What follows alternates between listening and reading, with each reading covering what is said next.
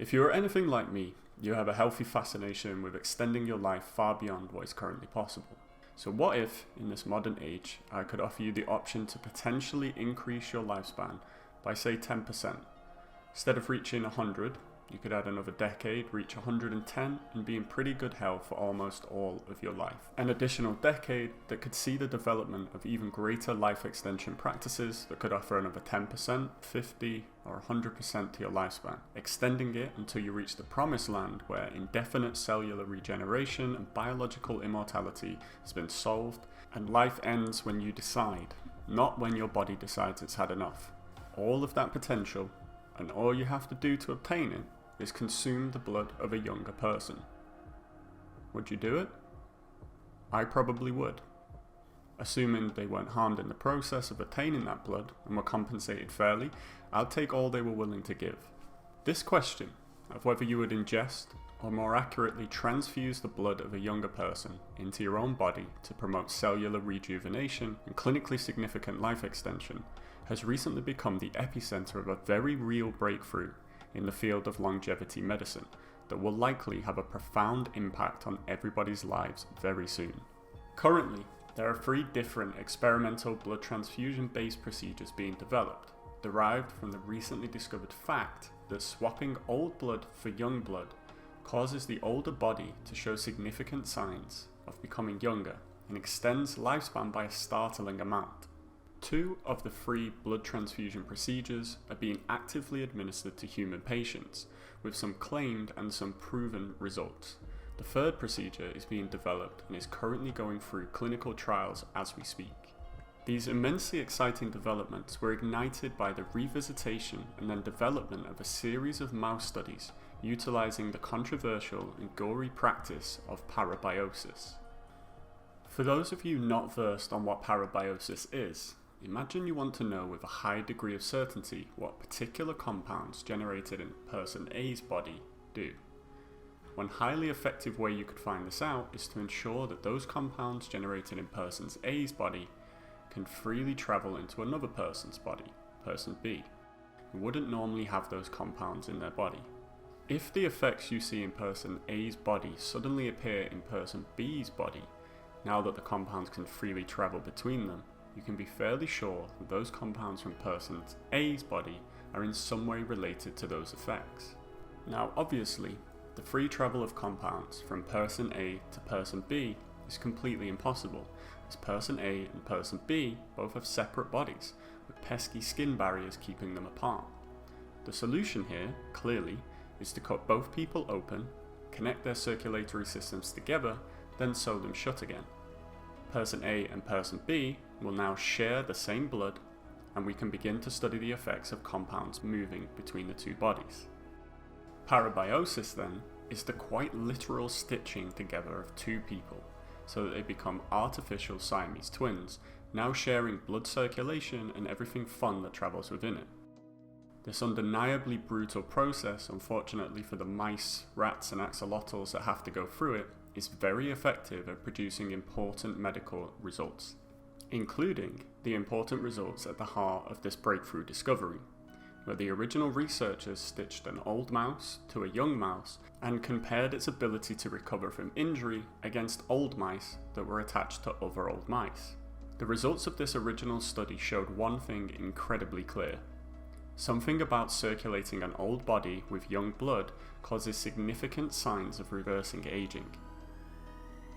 A statement from an interview given to popsci.com with one of the current researchers regarding the results of these studies perfectly encapsulates why there is so much excitement around these new findings. They state, "Infused with the blood from young mice, old ones heal faster, move quicker, think better, and remember more. These experiments reverse almost every indicator of aging the teams have probed so far. It fixes the signs of heart failure, improves bone healing, regrows pancreatic cells, and speeds up spinal cord repair." In follow-up studies completed in 2021, we now have the proof of significant life extension. Regeneration effects like these have never been observed before under any other circumstance. If there was any chance of discovering the secret to indefinite life extension in our lifetime, this really could be it. The concluding remarks of the 2021 study give us the actual date in weeks that the parabiosis experiments have managed to extend the life of older mice. To conclude, our results indicate that biological age and molecular damage can be systematically reversed in a sustained manner following exposure to young circulation, and opens exciting new avenues for research on parabiosis and its derivatives for organismal rejuvenation. The old, treated mice lived an average of 6 weeks longer than the old controls. Their body composition was improved, they had less fat mass and maintained muscle mass.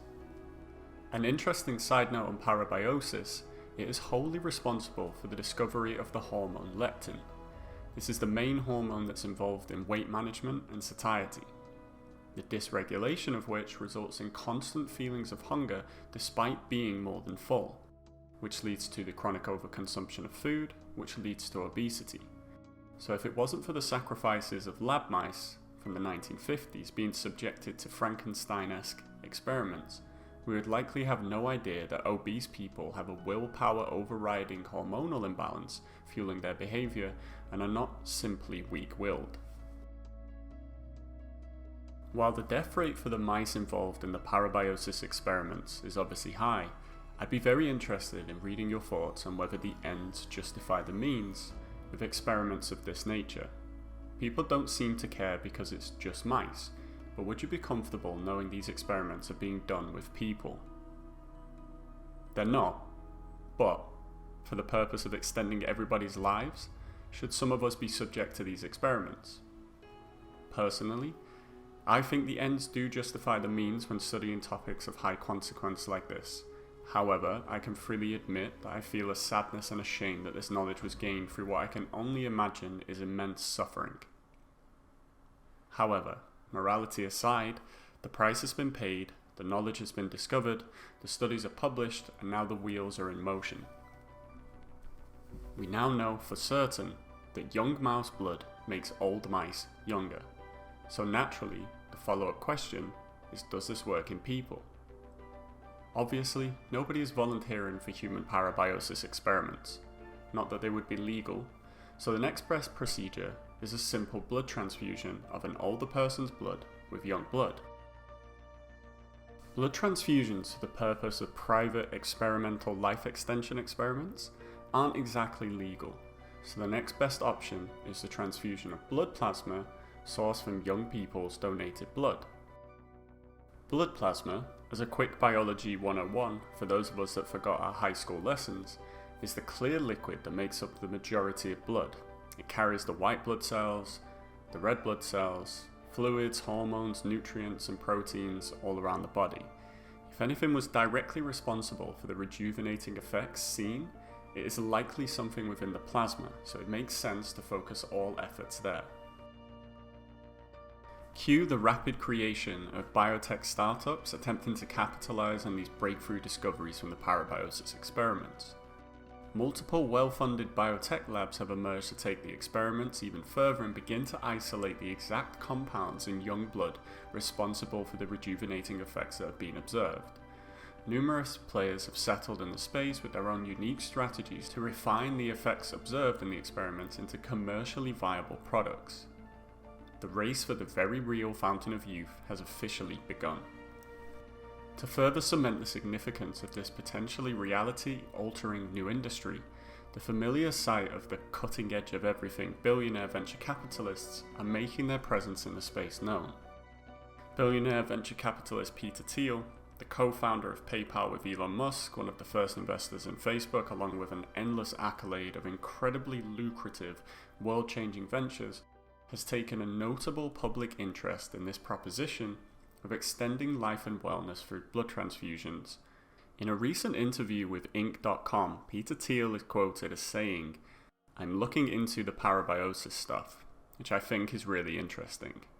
This is where they did the young blood into older mice and found out that it had a massive rejuvenating effect."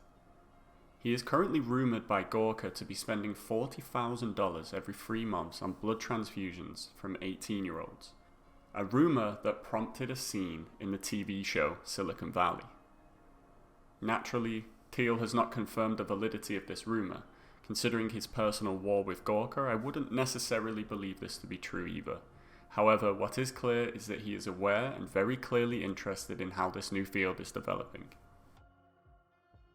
With other big names stating their interest into funding the development of this new tech, it's very possible we may be looking at the birth of a new age in medicine coming in the next few years. Usually, when these proven titans of industry start to make moves, big cultural changes tend to follow in their wake. So hopefully, you're paying attention and positioning yourself to be ahead of this curve when it arrives. Before we get too excited and start rounding up children to drain them of their blood, we need to know whether or not this really is viable in humans. And to begin to answer that question, we need to look at controversial US biotech startup Ambrosia Plasma, who were the first company to publicly start offering ethically sourced teenager blood plasma for experimental transfusions. Ambrosia Plasma offer their procedure for the low price of just $8,000 a pop, originally under the guise of a clinical study that you paid to be a participant in. The results of this study still haven't been publicly produced 5 years later. However, CEO, Stanford medical doctor Jesse Karmazin, claims very significant results. After a scuffle with the FDA in 2019 over administering medicines that had a lack of evidence showing clinical benefit, resulting in a temporary closure, Ambrosia rebranded under the new company name IV Plasma, then quickly rebranded back again to Ambrosia, stating that people loved the Ambrosia brand name so much that they decided to keep it. So it looks like for the foreseeable future they will be operating under the name Ambrosia moving forward. They have been back in operation since 2020, quietly offering off-label transfusions of blood plasma derived from young blood for the same low price as before, just without the pay-to-play clinical trial cover story. To further muddy the waters surrounding this secretive operation as to whether or not this procedure has the same rejuvenating effects in humans as it did in the parabiosis experiments, since their latest brush with the FDA and since adopting the off-label use loophole, Karmazin and Ambrosia are not legally allowed to market young blood plasma as a medical treatment, as any medicine prescribed for off-label use has not yet been approved by the FDA as safe for that purpose, hence the term off-label. Doctors can prescribe it, but they cannot promote it, which means until young blood plasma transfusions get approved for anti-aging use by the FDA, Ambrosia Plasma or any company in this space cannot legally discuss any benefits the therapy might elicit when used for this specific purpose. So all we have to go on are the few claims made in interviews by Karmazin when discussing his original trials. If, however, we are to believe his claims made in these various interviews and at conferences, then we all have a huge amount to get excited about. According to the CEO of Ambrosia, there is serious evidence that simple plasma transfusions may hold at least some of the keys to potentially reversing degenerative ailments such as Alzheimer's and Parkinson's, which we have not yet seen in any other field of medicine.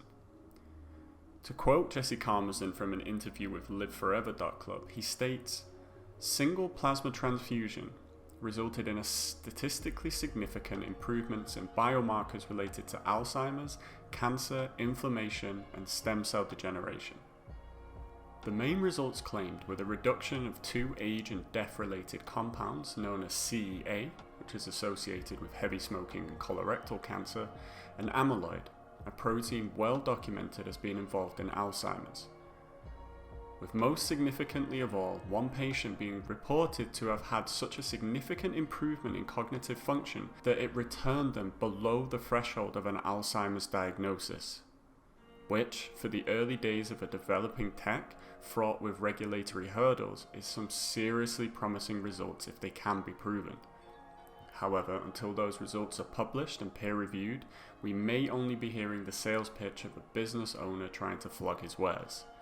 However, there have since been lots more animal studies that would suggest his claims are likely true. So while Ambrosia is offering their treatments of young blood plasma infusions, other approaches have risen to the occasion to offer their attempts at producing life extension effects on par with the parabiosis experiments.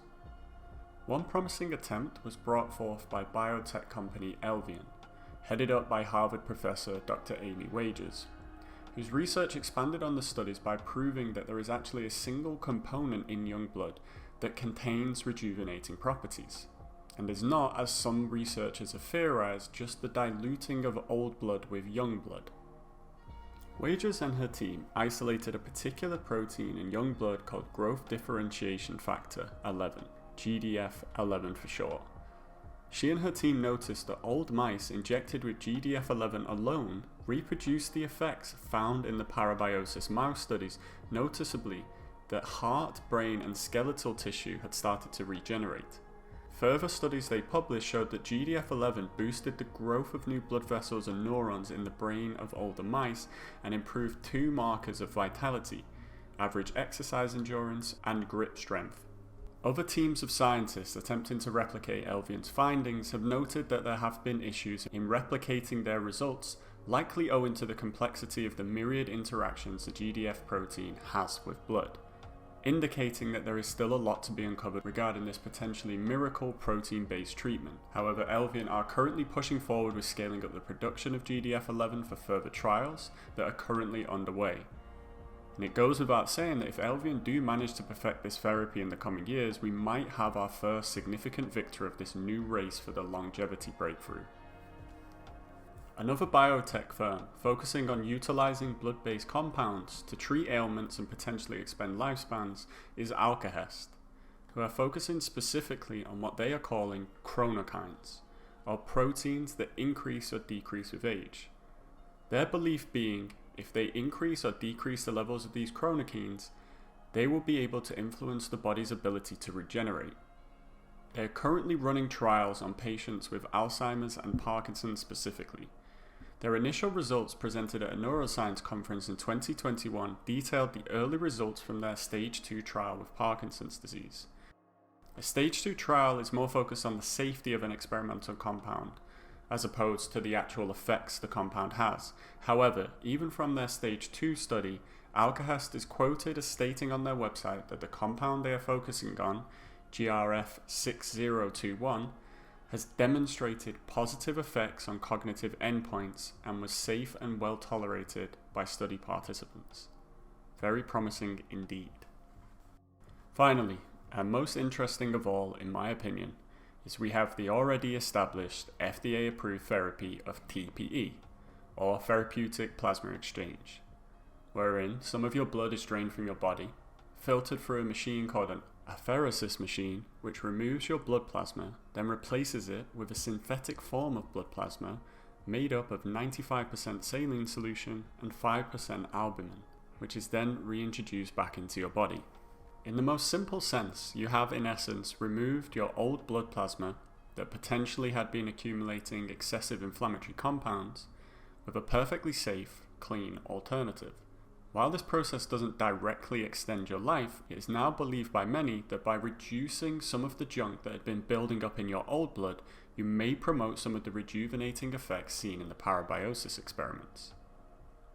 TPE is already used for numerous disorders, even cancer, with varying degrees of efficacy. But it is currently seeing a surge in popularity and off-label use for life extension and rejuvenation. The underpinning theory is that many issues, particularly some widespread inflammation issues, are actually caused, or at least made worse, due to inflammatory compounds building up in the plasma of old or sick people. The removal of those compounds should, in theory, significantly improve health outcomes and potentially induce rejuvenation within the body.